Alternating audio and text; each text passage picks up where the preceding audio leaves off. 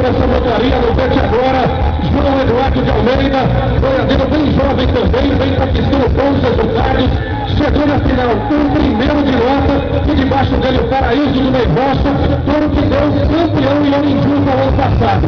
A tua situação é a seguinte, a diferença da minha geração, eu sou 8.2.